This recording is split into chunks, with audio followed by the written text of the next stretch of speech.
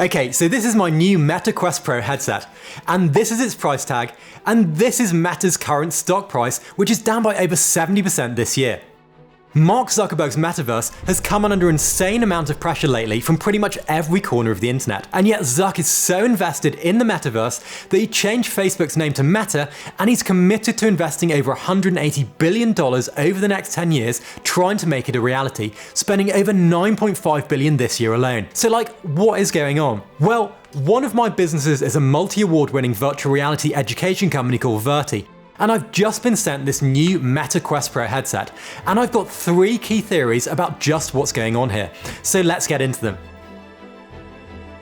Now, one of the biggest problems with the metaverse is that it's pretty difficult for people to understand exactly what it is. This is partly to do with people using complicated definitions, but it's also to do with the fact that it's really hard to actually demo or show people what it is, and so Meta and other companies rely on mocked up footage and out of context creepy avatars like what happened with Meta's Horizons launch. With this new Pro headset, I can show you what the headset looks like and how it compares to the Quest 2, but the best way for me to show you what the metaverse actually is actually by pulling out my Apple iPhone and showing what happens when you switch the Quest Pro on. The Quest Pro is Meta's first true mixed reality headset, allowing for both VR and AR experiences.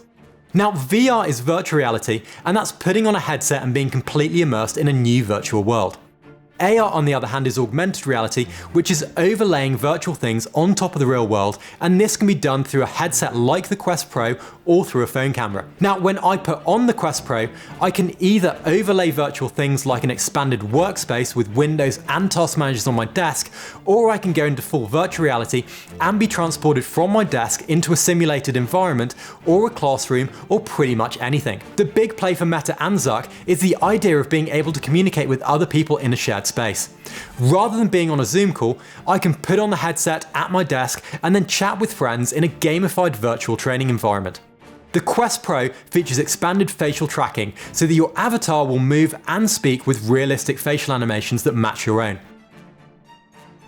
So why is this idea of the metaverse just so important to Zuck? Well, if we look at Meta's original business, Facebook, it grew into the billions through social network advertising growth and acquisitions like Instagram and WhatsApp helping to bump up its revenues. However, that original exponential growth has slowed as Facebook and Instagram have saturated most of the global markets. Social networks are really ad networks. That's how they make their money. They grow their user base and then charge companies to advertise on their virtual real estate to sell products. Facebook and Instagram are seeing a lot of their user base's attention being captured by apps like TikTok and video-based sites like YouTube.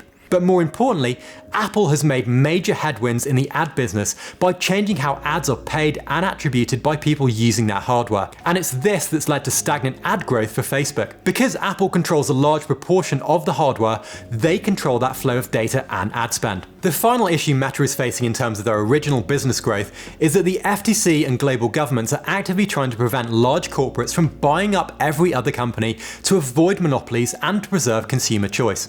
For example, the Competition and Markets Authority in the UK actually instructed Meta to sell GIF creation website Giphy to resolve competition concerns that Meta owning Giphy limits choice for social media users. So Meta can't grow quickly with their original ads business. They can't acquire new companies to boost their revenue, and they're seeing TikTok and competitors like Apple squeezing them. So what do they do? If we look back through the modern history of tech companies, market domination really comes down to owning the software or owning the hardware that people use. Pretty much everyone on the planet uses Google, and Google acquired YouTube and pretty much owns search. And that means they own data and ads whenever we browse for anything. On the hardware side, the iPhone and the App Store means that Apple owns ads and data across a significant portion of the market too. So with this in mind, Meta's big play with the metaverse is to create an entirely new market category where they own the hardware like the Meta Quest Pro headset, and they also own all of the software like Meta Horizons, where people go to play, learn and communicate. The overall idea being that if they can dominate the market, they'll win overall. This is blue ocean strategy, and it requires a huge amount of investment in hardware, software, and marketing, with some folks like John Carmack suggesting that Meta would be better off focusing on more affordable devices rather than this super expensive Quest Pro. The problem that Meta is facing is that other companies are looking to VR and AR too. Microsoft has the HoloLens, HTC has its Vive headsets, ByteDance, which owns TikTok, bought Pico and is pushing in that direction, and Apple is also reportedly bringing out their own headset in the next few years. And that's not to mention Epic Games pushing forward with Fortnite and its collaborative online space, which is bringing in brands like Ralph Lauren, Disney, and celebrity crossover events in their version of the shared online metaverse. In my opinion, a single company controlling what may well be the next evolution of how we connect and interact online is a really bad idea, and one that governments are actively trying to avoid by upping those competition laws. Now, this is all great, but what does this actually mean for me and you? And is the technology any good in the first place? Well, I was a little bit skeptical when I first tried VR back in 2017. It seemed kind of gimmicky, and plenty of people still see VR as a toy, even though the Quest actually outsold the Xbox in 2021. It wasn't until I played Resident Evil 7 in VR that I saw how being immersed in a virtual world could recreate the stress and emotion of that real world in a shared space. I then had the idea to build an education company that could transport people into shared virtual training environments so that they could practice things like soft skills and technical skills that they'd otherwise only encounter in work or on their jobs.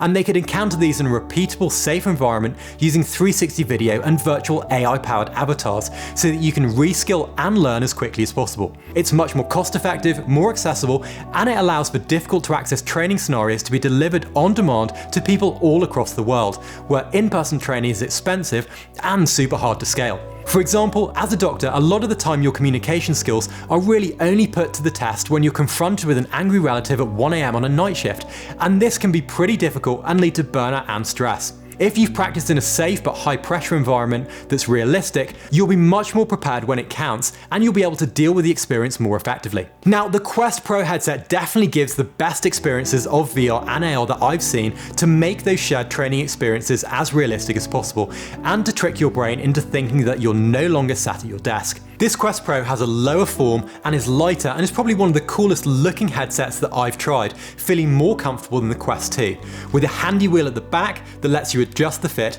and there's a small dial on the front which will adjust the depth of the view too. Unlike the Quest 2, this headset doesn't completely cover your eyes. It's more like a pair of glasses with a gap at the bottom, keeping you firmly rooted in the real world. If we dive into an unboxing, we can see the brand new touch controllers and that it comes with a nice new charging stand. Under the hood, the new Snapdragon XR2 Plus chip provides 50% more power than the Quest 2, with 12GB of RAM up from 6GB, and the Quest Pro comes with 256GB of storage. Two LCD panels provide 1800 by 1920 pixels per eye, and they give the best colours and resolution that I've seen in VR on any Quest headset. But as I said earlier, until you actually put on the headset, you haven't really experienced the metaverse. On the inside of the headset, there are some new cameras that pick up your facial expressions and make some pretty fun avatar demos and actual VR experiences. And AR pass-through looks amazing on the Quest Pro too. But if we look at all the reviews of the Quest Pro out there, the consensus is pretty much the same. It's an awesome headset, but the upgraded Pro features probably don't justify the price tag, which is way higher than the Quest 2 and other VR headsets. Meta's recent announcements and the Quest Pro headset feel like a step in the right direction, and we can start to imagine how in a few years the headset size will continue to reduce and the software will become even better.